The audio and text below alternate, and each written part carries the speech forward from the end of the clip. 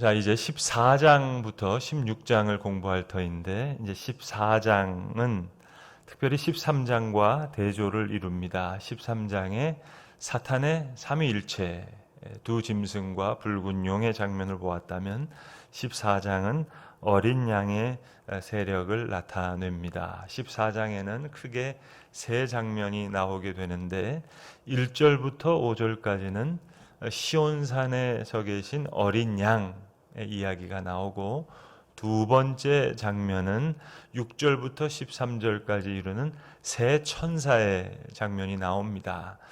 그리고 세 번째 장면은 추수하는 인자의 모습 14절부터 20절까지 나오게 되는데, 자, 이 이야기를 하나하나 살펴보겠습니다. 시온산의 어린 양 1절부터 5절의 내용입니다.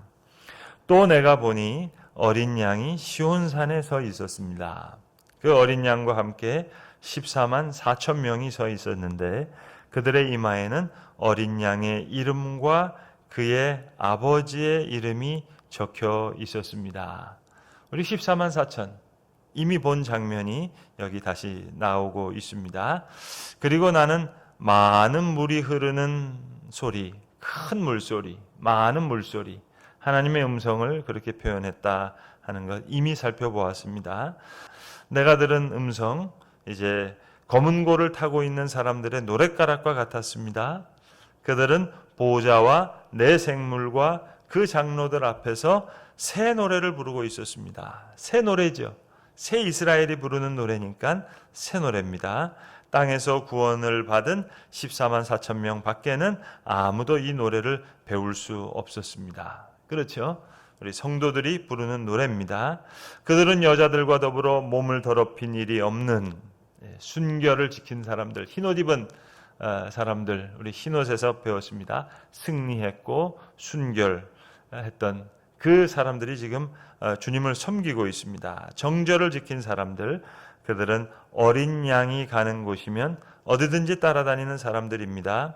그들은 사람들 가운데서 하나님과 어린 양에게 드리는 첫 열매로서 구원을 받았습니다. 그들의 입에서는 거짓말을 찾을 수 없고 그들에게는 흠잡을 데가 없었습니다. 이 1절부터 5절까지 시온산에 어린 양이 서 계시고 이제 14만 4천의 성도들이 이제 그 보좌에 앉으신 네 생물과 장로들과 함께 새로운 노래를 부르고 있습니다. 시온산의 어린 양의 이름과 그의 아버지의 이름이 적혀 있었습니다. 우리 13장에서는 666이 나왔죠. 어린 양의 이름과 아버지의 이름과 666이 대조를 이루고 있습니다. 새 노래를 부릅니다. 왜 새 노래죠? 새 이스라엘이 부르는 노래이기 때문에 새 노래입니다. 자, 이제 두 번째 장면입니다. 세 천사가 나타나서 각각 노래를 부르고 있습니다. 나는 또 다른 천사가 하늘 가운데서 날아다니는 것을 보았습니다.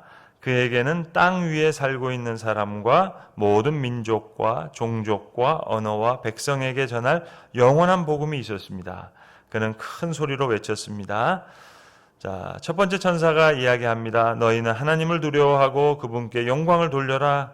하나님께서 심판하실 때가 이르렀다. 하늘과 땅과 바다와 물의 근원을 만드신 분께 경배하여라. 첫 번째 천사가 하나님께 경배하라 이렇게 말씀하고 있습니다. 또 두 번째 다른 천사가 뒤따라와서 얘기했습니다. 무너졌다 무너졌다, 큰 도시 바빌론이 무너졌다. 바벨론, 오늘 여기 처음 나왔습니다. 이제 17장과 18장은 바벨론의 멸망과 그리고 그 바벨론 멸망에 대한 애가가 나오는데 바로 어린 양의 승리 때문에 이 재앙은 바벨론을 멸망시키는 재앙으로 쏟아집니다. 그러니까 앞으로 장차 올 7 대접의 재앙이 바빌론을 무너뜨리는 재앙이다 하는 것을 두 번째 천사가 이렇게 이야기하고 있습니다. 바빌론은 자기 음행으로 빚은 진노의 포도주를 모든 민족에게 마시게 한 도시다. 그리고 세 번째 천사가 뒤따라와서 큰 소리로 말했습니다. 그 짐승과 그 짐승 우상에게 절하고 이마나 손에 표를 받은 사람은 누구든지 하나님의 진노의 포도주를 마실 것이다. 그 포도주는 물을 섞어서 묽게 하지 않고 하나님의 진노의 잔에 부어 넣은 것이다. 또 그런 자는 거룩한 천사들과 어린 양 앞에서 불과 유황으로 고통을 받을 것이다. 불과 유황은 오래된 모티브죠. 심판의 모티브가 여기 나옵니다. 그들에게 고통을 주는 불과 유황의 연기가 그 구덩이에서 영원히 올라올 것이며 그 짐승과 짐승 우상에게 절하는 자들과 또 그 이름의 표를 받은 자는 누구든지 밤에도 낮에도 휴식을 얻지 못할 것이다. 하나님의 계명과 예수를 믿는 믿음을 지키는 성도들에게 인내가 필요하다. 인내가 필요하죠. 이 싸움에서 이겨야 됩니다. 나는 또 하늘에서 들려오는 음성을 들었습니다. 기록하여라. 이제부터 주님 안에서 죽은 자들은 복이 있다. 그러자 성령께서 말씀하셨습니다. 그렇다. 그들은 수고를 그치고 쉬게 될 것이다. 그들이 행한 일이 그들을 따라다니기 때문입니다. 이렇게 세 천사가 나와서 이 모든 이야기들을 전해 주었습니다. 세 천사의 대목을 좀 정리해 보겠습니다. 자, 이 세 천사의 대목. 세 천사는 모든 사람들이 하나님께 돌아올 것을 외치고 있습니다. 그리고 이것을 거절하는 사람은 불과 유황으로 영원히 고통받을 것이다. 불과 유황은 전통적으로 하나님을 거역하는 사람들에 대한 심판의 상징이었죠. 이제 7 대접을 통해서 그 재앙을 소개합니다. 16장에서 소개할 것입니다. 근데 이 단락은 위로의 말씀으로 끝맺는다. 이제부터 주님 안에서 죽는 사람은 복이 있다.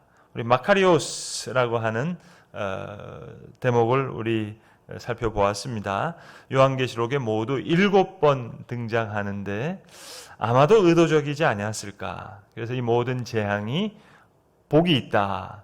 하나님의 이름을 따르는 자에게는 복으로, 그리고 그 재앙은 바빌론을 멸망시키는 재앙으로 그렇게 역할하고 있습니다. 자, 이제 세 번째 장면을 다시 살펴보겠습니다. 14절부터 20절까지는 추수하시는 인자의 모습이 나오고 있습니다. 또 내가 보니 흰 구름이 있고 그 구름 위에는 인자 같은 분이 앉아 있었습니다. 그는 머리에 금면류관을 쓰고 날이 선 낫을 들고 있었습니다. 또 다른 천사가 성전에 나와서 구름 위에 앉아 있는 분에게 큰 소리로 외쳤습니다. 낫을 대어 거두어 드리십시오. 땅에 있는 곡식이 무르익어서 거두어 드릴 때가 되었습니다. 천사의 소리를 들으니까 그러자 구름 위에 앉은 분이 낫을 땅에 휘둘러서, 이제 예수님이 추수하시는 인자의 모습으로 나타납니다. 땅에 있는 곡식을 거두어 드렸습니다. 또 다른 천사가 하늘에 있는 성전에서 나왔는데 그도 역시 날이 선 낫을 가지고 있었습니다. 또 다른 천사가 제단으로부터 나왔습니다. 그는 불을 지배하는 권세를 가진 천사였습니다. 날이 선 낫을 들고 있는 천사에게 큰 소리로 말하였습니다. 날이 선 그 낫을 대어 땅에 있는 포도나무에서 포도송이를 거두십시오. 포도가 다 익었습니다. 자, 이제 그 장면, 포도송이를 거두는데 좀 무시무시한 장면으로 거두어드리고 있습니다. 19절부터 다시 한번 보시죠. 그래서 그 천사가 낫을 땅에 휘둘러 땅에 포도를 거두어서 하나님의 진노의 큰 포도주를 만드는 술틀에다가 던졌습니다. 예, 아까 세 천사가 나타나서 바빌론이 멸망했다 얘기했죠. 그런 모습으로 지금 술틀에다가 던졌습니다. 그랬더니 술틀은 성 밖에 있는데, 성 밖이라는 이미지가 대단히 중요합니다. 성 안이 아닙니다. 사도 요한은 성 안을 측량했고 이 진노는 성 밖에서 이루어지고 있습니다. 술틀은 성 밖에 있었는데 그것을 밟아 누르니 거기에서 피가 흘러나왔습니다. 고대에 포도주를 만들 때 포도송이를 넣고 술틀에다가 늘어서 발로 밟을 때 포도주가 나오는 그 장면을 연상시키는 장면입니다. 거기서 이제 포도주가 나오는 것이 아니라 피가 흘러나오고 있습니다. 그 피가 말 굴레의 높이까지 닿고 엄청난 이제 심판이죠. 거의 1600 스타디온이나 퍼져 나갔습니다. 자, 세 번째 장면을 정리하겠습니다. 추수하는 인자의 모습, 14절부터 20절까지 나오는데, 술틀은 성 밖에 있었다. 성 안은 새롭게 측량됩니다. 새롭게 이제 하나님께서 교회와 성도들을 지켜주시고, 재앙은 바벨론에게, 하나님의 도장을 받지 않은 자에게 심판이 이루어집니다. 그래서 그 술틀은 성 밖에 있었는데 그것을 밟아 누르니 거기에서 피가 흘러나왔습니다. 그 피가 1600 스타디온까지 퍼져나갔다. 1600 스타디온 인수분해 한번 해보죠. 우리 요한계시록에 인수분해가 여러 번 나오는데 1 스타디온은 200m입니다. 그러니까 1600 스타디온을 지금의 수치로 환상하면 320km입니다. 근데 그것은 320km, 서울부터 부산까지 가는 거리, 그거를 이야기하는 것이 아니라 완전한 수를 이야기하죠. 하나님의 심판이 완전하게 임한다. 그래서 땅의 수, 동서남북 4를 2번 곱했습니다. 모든 수인 열을 또 2번 곱했습니다. 그래서 1600이라는 숫자가 나왔습니다. 그래서 하나님의 심판이 온 땅에 이제 이루어지는 것으로 예수님께서 추수하시는 인자의 모습으로 14절부터 20절까지 그렇게 나타나고 있습니다. 이제 15장 본문을 읽도록 하겠습니다. 그리고 나는 하늘에서 크고도 놀라운 또 다른 표징을 하나 보았습니다. 알로세메이온. 7 천사가 7 재난을 가지고 있었는데 그것은 마지막 재난이었습니다. 하나님의 진노가 그것으로 끝날 것이기 때문입니다. 마지막 재앙 대접입니다. 임봉, 나팔, 대접, 상승하는 구조를 보이죠. 임봉은 뭔가 개봉박두 그런 의미가 들려지고, 나팔은 경고하는 의미가 많고, 이제는 대접이 막 쏟아집니다. 나는 또 불이 섞인 유리바다와 같은 것을 보았습니다. 그런데 진노 전에 불에 섞인 유리바다의 장면이 나오네요. 그 유리바다 위에는 짐승과 그 짐승의 우상과 그 이름을 상징하는 숫자를 이긴 사람이 하나님의 검은고를 들고 서 있었습니다. 이긴 사람, 짐승과 그의 우상과 그의 이름의 수를 이긴 자들의 안전을 설명하고 있는 내용입니다. 그러니까 진노가 일어나기 이전에 이미 이긴 자들에게 이렇게 안전함이 있다 하는 노래가 있습니다. 그들은 하나님의 종 모세의 노래와 어린 양의 노래를 부르고 있었습니다. 모세의 노래와 어린 양의 노래를 부르네요. 홍해를 건넌 후에 부른 모세의 노랫말이 오늘 이 어린 양의 노랫말과는 차이가 있습니다. 동일한 노래는 아닙니다. 그러나 둘 모두가 극도의 위험으로부터 구원받았다는 것을 찬미하고 있습니다.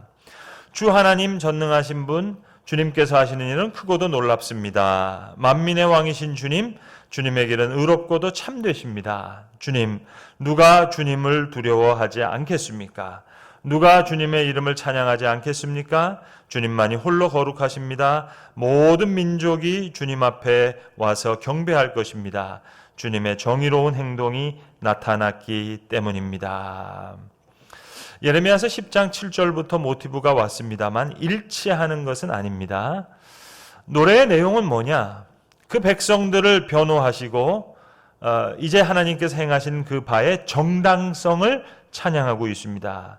노래를 들을 때 요한은 하나님의 자비를 찬양하는 송가로 확대하고 있습니다. 오늘 이 3절과 4절에 나와 있는 이 내용이요, 다 철저하게 구약 성경에서 나와 있는 생각들로 형성되어 있습니다. 히브리 시들의 병행 구조를 보여주고 있는데 자세한 내용은 주석서를 보시면 이때 주석이 필요한 거죠. 이 찬송이 구약에 어디서부터 왔다 하는 것을 알 수 있는데 수많은 구약의 구절들과 병행하고 있습니다. 모두가 하나님의 위대하심을 찬양하는 탄성으로 가득 차 있는 그런 노래가 되겠습니다. 자, 이 노래가 점점 확대된 후에 이제 승리자의 찬양 노래에 이어서 하늘에 있는 증거의 장막인 장막 성전이 열리고 그 성전으로부터 7 천사가 7 제난을 들고 나왔습니다. 그들은 깨끗하고 빛나는 모시옷을 입고 가슴에는 금띠를 띠고 있었습니다. 이제 승리자의 찬양에 이어서 이제 천사들이 나오는데 하나님의 진노가 가득히 담은 금대접을 그들이 받아가지고 나왔습니다. 이제 금대접을 바벨론에게 붓는 것이 이제 하나님의 정의로우심이 드러나는 일이기 때문입니다. 이제 확실하게 쏟아지게 될 것입니다. 자, 오늘 15장 내용을 정리하도록 하겠습니다. 또 다른 표징을 봤어요. 7 천사가 7 제난을 가지고 있는데 이것은 완악한 자들에게 하나님이 마지막으로 내리는 일련의 재앙이에요. 그런데 재앙이 쏟아지기 이전에 먼저 하나님의 백성이 온전하게 보호된다 하는 것을 지금 보여주고 있습니다. 그것을 노래로 설명하고 있습니다. 불이 섞인 유리바다, 불이 섞인 유리바다. 이것은 짐승의 이름을 상징하는 숫자를 이긴 사람들이 하나님을 찬양하는 부분인데, 이처럼 재난이 있기 전에 하나님의 백성이 온전하게 보호되고 있다 하는 그 장면을 보여주고 있습니다. 지금까지 7 봉인과 나팔에서는 중간 장면이 있습니다. 근데 7 대접에서는 중간 장면 없이 이제 진노가 급하게 쏟아집니다. 그런데 오늘 내용적으로는 이 15장 전체가 임봉과 나팔에 나와 있는 중간 장면의 역할을 합니다. 모든 죽음에서 위기에서 구원받았다는 것을 감사하고 있으니까는요. 7 봉인이 떼질 때 14만 4천 모습을 보이면서 하나님의 백성이 보호된다는 것을 보여줬죠. 지금도 대접의 진노가 이루어지기 이전에 지금 노래를 부르고 있습니다. 하나님의 구원의 역사가 정당하다. 또 모든 사람들은 보호되고 있다 하는 것을 보여주고요. 특별히 어린 양의 노래는 모든 구절이 전적으로 구약 성경의 유명한 말씀으로부터 온 것입니다. 이것이 사도 요한이 얼마나 구약의 영향을 철저히 받고 있는가 하는 것을 다시 한번 느끼게 해준다 하겠습니다. 이제 이어서 16장 말씀을 읽어보도록 하겠습니다. 나는 또 성전에서 큰 음성이 울려 나오는 것을 들었는데 그 음성이 7 천사에게 이르기를, 요한이 성전으로부터 7 천사들이 외치는 소리를 듣습니다. 가서 하나님의 진노가 담긴 7 대접을 땅에 쏟아라 하였습니다. 자, 7 진노의 대접을 땅에 쏟는데, 그런데 이 파멸의 선언은 짐승의 표를 받은 사람을 향한 것입니다. 자, 읽어보시죠. 2절. 첫째 천사가 나가서 그 대접을 땅에 쏟으니 짐승의 표를 받은 자들과 그 짐승 우상에게 절하는 자들에게 아주 나쁜 종기가 생겨났습니다. 짐승의 표를 받은 자에게 내려지는 재앙입니다. 둘째 천사가 대접을 바다에 쏟으니 바다입니다. 바닷물이 죽은 사람의 피처럼 되고 바다에 있는 모든 생물이 죽었습니다. 나팔 재앙과 내용이 매우 흡사하네요. 셋째 천사가 그 대접을 강과 샘물에 쏟으니 이것도 나팔 재앙과 비슷하네요. 물이 피가 되었습니다. 내가 들으니 물을 주관하는 천사가 말하기를, 지금도 계시고 전에도 계시던 거룩하신 주님, 이렇게 심판하셨으니 주님은 의로우십니다.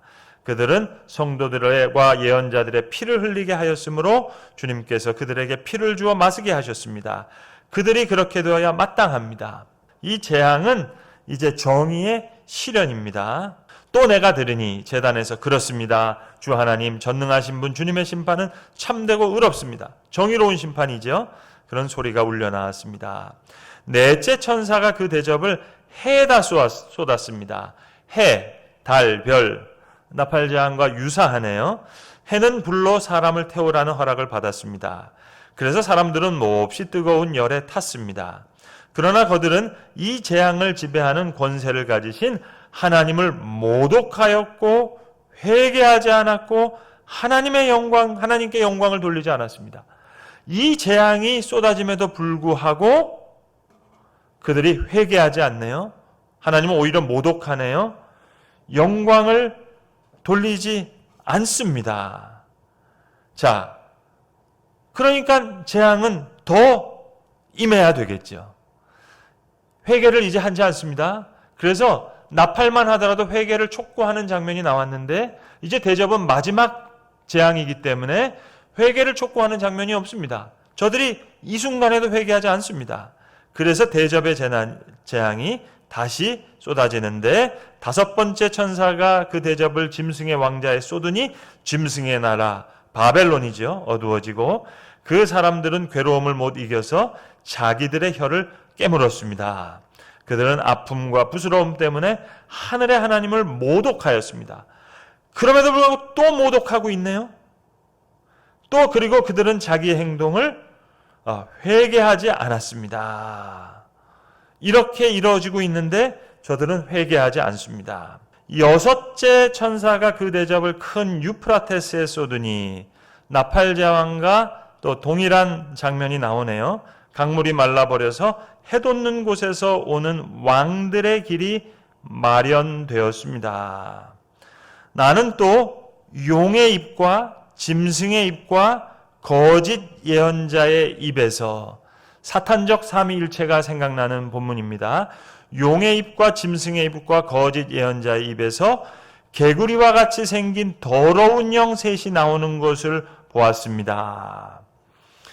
무서운 사탄적 개구리들로 그려진 더러운 영들이 땅의 임금들을 속이기 위한 목적으로 이적을 행합니다. 개골개골 우는 소리, 터무니없는 주장과 거짓말로 속이는 능력으로 이제 저들이 전쟁을 일으키기 위해서 온 세상의 왕들을 모으려고 하고 있습니다. 그들은 귀신의 영으로서 기이한 일들을 행하죠. 미혹하게 하기 위해서, 이간질하기 위해서 온 세계의 왕들을 찾아 돌아다니는데 그것은 전능하신 하나님의 큰 날에 일어나는 전쟁에 대비하여 왕들을 모으려고 하는 것입니다. 자, 아마겟돈, 여기 지금 이 얘기가 16절부터 이제 나오는데 자세한 내용은 현미경으로 나중에 들여다 보겠습니다. 아마겟돈이라는 곳으로 일어나는 전투를 준비하고자 온 세상의 왕들을 모으기 위해서 외국으로 나가는 그런 어떤 사탄적인 영들을 사도 요한이 지금 목격하고 있습니다. 그런데 15절의 말씀은 예수님의 목소리예요. 개구리가 하는 말이 아닙니다. 예수님의 목소리입니다. 보아라, 내가 도둑처럼 올 것이다. 깨어 있어서 자기 옷을 갖추러 입고 벌거벗은 몸으로 돌아다니지 않으며 자기의 부끄러운 데를 남에게 보이지 않는 사람은 복이 있다. 예수님의 목소리 이제 나타납니다. 예수님의 목소리가 나타나고 이제 이 세 영은 히브리 말로 아마겟돈이라고 하는 곳으로 왕들을 모았습니다. 그러니까 악을 이길 선한 세력과 이제 악한 세력 사이에 마지막 큰 갈등을 상징적으로 설명하기 위해서 전쟁의 이미지로 이것을 설명하고 있습니다. 이것이 여섯 번째 대접 내용이 되겠습니다.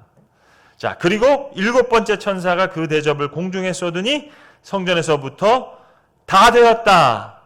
이제 모든 것이 다 되었다 하는 큰 음성이 들렸습니다. 이 재앙이 이제 종착점을 향해 가고 있네요. 결론을 향해 치닫고 있습니다. 이 재앙의 결론이 뭐냐? 바벨론이 무너지는 겁니다. 18절에 바벨론, 큰 도시 바벨론 처음 나왔습니다. 또 번개가 치고 음성들이 나고 천둥이 울리고 큰 지진이 일어나는데 이런 큰 지진은 사람이 땅에서 생겨난 뒤로 일찍이 없었던 것입니다. 그리고 그 큰 도시가 세 조각이 나고 민족들의 도시들도 무너졌습니다. 하나님께서 그 큰 도시 바빌론을 기억하셔서 바로 이 모든 세 가지 재앙, 인봉재앙, 나팔재앙, 그리고 대접재앙이 결론이 뭐냐? 바벨론 멸망으로 이어지고 있다. 바벨론을 기억하셔서 하나님의 진노를 나타내는 독한 포도주 잔을 그 도시에 내리시니 모든 섬들이 사라지고 산들이 자취를 감추었습니다. 그리고 무게가 1달란트가 되는 엄청난 무게지요. 큰 우박이 하늘로부터 사람 위에 떨어지니 사람들은 우방의 재앙이 너무나 심해서 하나님을 모독했습니다. 이 재앙이 심한데 끝까지 하나님을 모독하는 겁니다. 그러니까 하나님께서 심판하셔야 되는 거죠. 이 일곱 대접 재앙은 짐승의 표를 받은 자들과 그 짐승 우상에게 절하는 사람에게 내려지고 있습니다. 그러니까 이것은 연속적으로 이어지는 이 세 가지 모든 재앙이 단순한 파괴가 아니라 짐승을 숭배하는 사람들을 심판하시는 하나님의 정의의 실천이다 하는 것을 보여줍니다. 특별히 일곱 대접의 내용은 일곱 나팔과 매우 흡사한데 모두 출애굽 모티브를 보여주는 내용이라 하겠습니다. 이 세 가지 재앙 시리즈를 도표로 정리해 보았습니다. 일곱 인봉, 일곱 나팔, 일곱 대접인데 특별히 나팔 재앙과 대접 재앙은 거의 유사합니다. 왜 세 번 반복됐을까? 하나님의 구원의 역사를 세 번에 걸쳐서 온전하게 설명하고 있습니다. 7이라고 하는 숫자도 이거는 7이라는 의미와 함께 모든 하나님에 속한 하나님에 의한 온전한 그런 의미를 나타내고 있습니다. 그러니까 이 두 가지 재앙을 그러면 합쳐서 14개의 재앙으로 봐야 되느냐 아니면 똑같은 본질적인 역사적인 사건을 바라보는 다양한 관점으로 해석해야 되느냐 하는 그 점이 있는데 두 가지 모두를 생각해야 되겠습니다. 양쪽을 다 생각해야 되겠습니다. 성도 여러분, 하나님의 초월적인 사건을 유일한 우리 인간의 언어와 시간과 공간 안에 보여주기 위해서 얼마나 복잡하고 이중적이고 입체적인 모습으로 보여주셔야 되겠습니까? 마치 만화경처럼 사도 요한은 여러 개의 거울을 놓고 여러 환상 군들을 보여줍니다. 이 세 가지 재앙을 보시면 처음 일곱 인을 뗄 때는 회개를 촉구하는 내용이 없었습니다. 근데 나팔 재앙이 있었을 때는 회개를 촉구하는 내용이 나왔고 더 강력한 재앙의 내용이 나왔습니다. 여러분, 재앙 자체의 목적이 있다면 첫 번째 인봉 뗐을 때 게임 오버입니다. 그 첫 번째 인봉 뗐을 때 그 재앙으로 말미암아서도 아마 지구는 다 산산조각이 날 겁니다. 아무도 존재하지 않습니다. 그러나 그 재앙의 목적이 뭐였죠? 마지막까지 회개를 촉구하는 하나님의 은혜의 기회가 있었죠. 그런데 이제 마지막 재앙에서는 회개하지 않으니까 그럼에도 불구하고 하나님을 모독하니까 이제 재앙이 쏟아집니다. 대접이라는 것은 여러분 그냥 막 쏟아지는 거잖아요.